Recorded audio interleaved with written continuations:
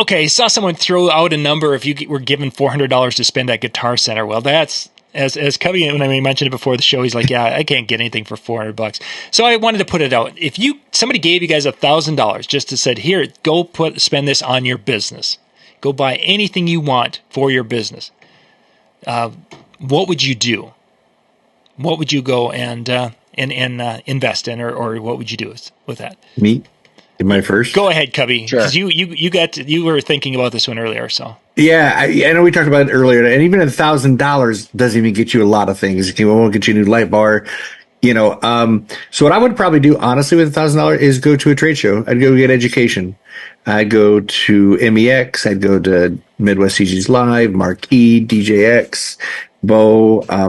Couldn't get into the collective with that. But you could, depending on your location, I'm sure you could hit one of those 4 shows for close to, you room with somebody, you're not eating extravagant dinners. If you do have to fly in through Southwest at 400, or if you want to fight a Spirit or Frontier, even cheaper than that. Or possibly drive if you're close enough. But I think for $1,000, I'd probably, and especially if I'd never been to a trade show or an educational series, I would go do something educational. Because that's going to help me book more events than a stupid light or a stupid, something else.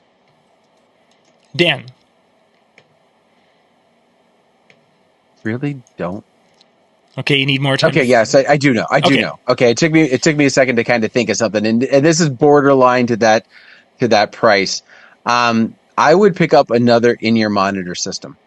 So I'm a big proponent of the wireless setups and using that, especially for ceremonies. I hands down, I think it's the best way that you can go for what you need to do and the way our ceremonies are lately. The problem is, because I use that in my ceremony rack, I don't have anything for my reception rig. I have some wireless setups, but they're kind of a pain to kind of set up and run and use, and they're not as strong and powerful as the in-ear monitor systems are.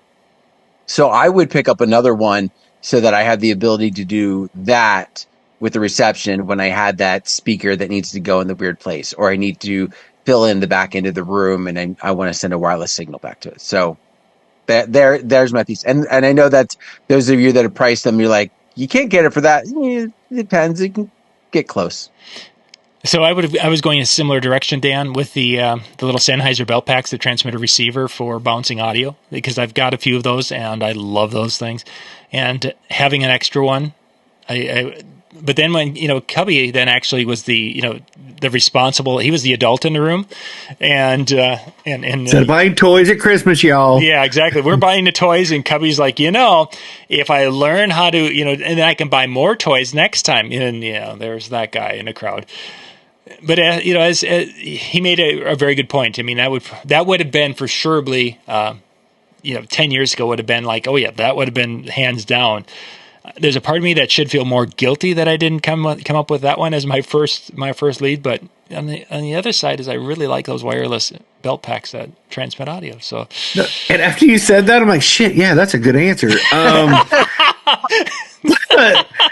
We're all over the board, man. I do. I mean, I love my shows too. Like I said, don't get me wrong. And we all three go to shows and we enjoy them and we really promote education no matter where you get it. And I know you're getting a majority through us here at DJNTV, but that would be something that I could go actually talk to Andy Ebon and Andy will sit and talk to you in the hallway if you have a question about sales. And if I get more sales, I can get more business. If I learn to mix better, if I do more marketing, if I do, more TikTok trends, whatever it may be, I know I can turn around and buy those toys easier. Mm-hmm. Very much so. Very much so.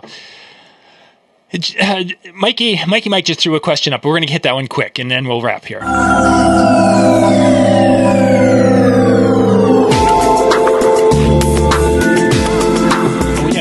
That was the ending. We didn't want the ending of the show yet. That wasn't what that was. That was supposed to be a commercial or the next question.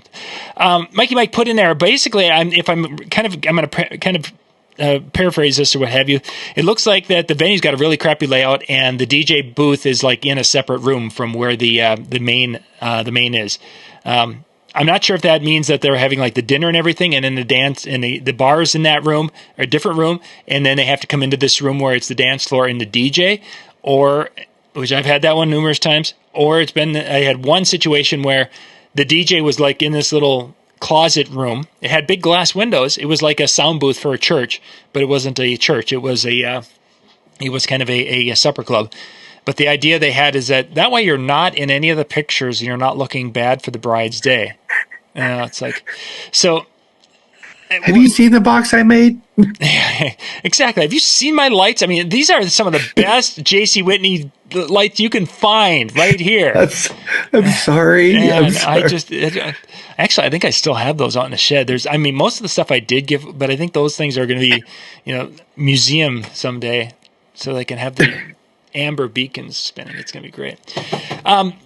Crappy setups. Have you guys ever run into a situation like that where you basically were, because of the way the venue was, you were in a different location that was just painful to work with? Yes, not the glass room closet type of setup, but yeah, there's been numerous ones over the years. There's one place that I play at often. In fact, where we just did the prom this past weekend. It's a venue that I like. It's got 3 rooms to it. The main dance floor is in the middle room, but the dinner is all in the back room. And so now for that one, I do multiple setups, so that I have a setup for the dinner area, but we have to bring everybody into the middle room for dancing, right? That's one of the hard parts of that. There's another venue that stopped doing it because they changed owners, and now they're back to doing weddings where the dancing is outside on their deck, porch, whatever you want to call it. The dinner is inside, and it doesn't matter what it's doing out. Like the one is in the one and the other is in the other. There's no overlap.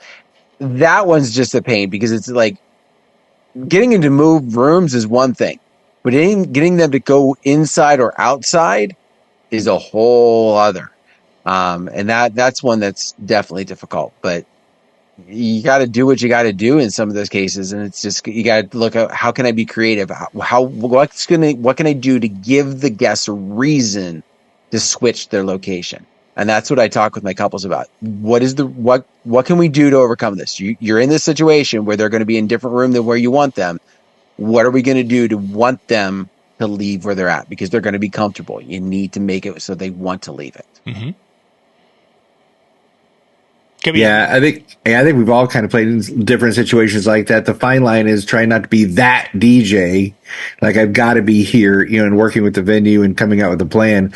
And if you've never been to the venue before, if you have the opportunity to do an on-site check, go out there, look it over, and make your plan of attack from there, and then meet again with the bride and the groom, and be forthright and honest. I mean, obviously they booked it; they know what they got into. They just might not know what the audio, things could be. So say, look, these are hurdles I'm going to have to overcome for your evening. Just so that you know, it could end up costing you more money because I've got to set a third system up or whatever, depending if you're not package pricing or whatever.